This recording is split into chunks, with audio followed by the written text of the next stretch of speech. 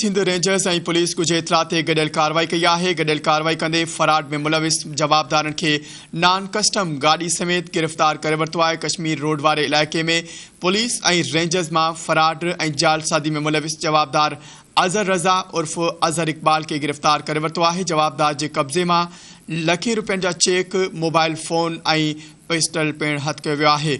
अहम ख़बर आहे, अवां सां हिकु भेरो ॿीहर शेयर कंदालो। सिंध रेंजर्स ऐं पुलिस ॻुझे इतला ते गॾियल कार्रवाई कंदे फराड में मुलविस जवाबदार के नॉन कस्टम गाड़ी समेत गिरफ़्तार किया वियो आहे।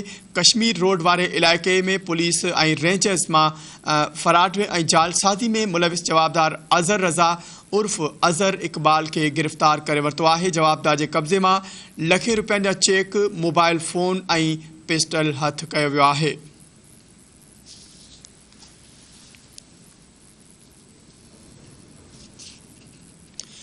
खबर नाज़रीन, अवां सां हिकु ॿीहर शेयर कंदालो। सिंध रेंजर्स ऐं पुलिस ॻुझे इतला ते गॾियल कार्रवाई कंदे फराड में मुलविस जवाबदार खे नॉन कस्टम गाड़ी समेत गिरफ़्तार करे वरितो आहे। कश्मीर रोड वारे इलाइक़े में पुलिस ऐं रेंजर्स कार्रवाई कई आहे। फराड ऐं जालसाज़ी में मुलविस जवाबदार अज़हर रज़ा उर्फ अज़हर इक़बाल के गिरफ़्तार करे वरितो आहे।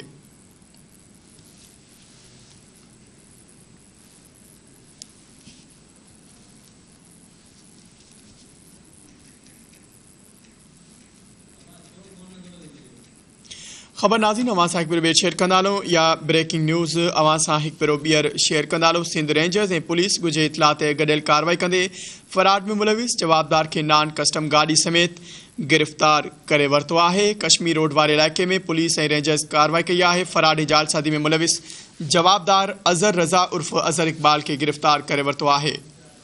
इन हवाले से वधिक तफ़सील मालूम कंदासीं। धरती टीवी कराची जो ब्यूरो चीफ अब्दुल्ला सोलंकी असां सां लाइन ते मौजूद आहे। जी अब्दुल्ला, आगाह कजो, छा तफ़सील आहिनि?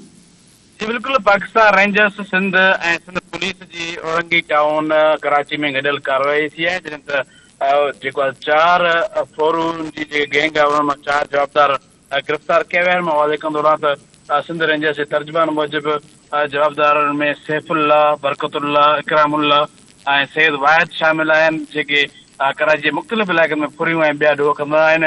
इहो हिकिड़ो गैंग आहे, उन गैंग में जेको आहे 4 जवाबदार गिरफ़्तार कया विया आहिनि। मां इहो वाज़े कंदो रहां त रेंजर्स जे तर्जुमान इहो पिणु ॿुधायो आहे त जेको जवाबदार सैफुल्ला आहे उहो 2 खां 3 हज़ार वठी ऐं किराए ते पिस्तौल ॾींदो हुयो ऐं उहा वारदात खां पोइ फुर थियल या चोरी थियल जेकी मोटरसाइकिल या ॿियो को सामान हूंदो आहे उहो उन सस्ते अघ में पिणु जेको ख़रीद कंदो आहे। रेंजर्स जे तर्जुमान मूजिबि त जवाबदारनि ॾोहनि जो इतराफ़ पिणु कयो आहे, जॾहिं त उन्हनि वटां 6 पिस्तल जेके आहिनि उहे हथ कया विया आहिनि। रेंजर्स जे तर्जुमान मूजिबि त गिरफ़्तार जवाबदारनि खे वधीक कानूनी कार्रवाई लाइ पुलिस हवाले कयो वियो आहे। जी वॾी महिरबानी अब्दुल्ला, आगाह करण लाइ। नाज़रीन, कराची जो ब्यूरो चीफ अब्दुल्ला सोलंकी असांखे आगाह करे रहियो हो।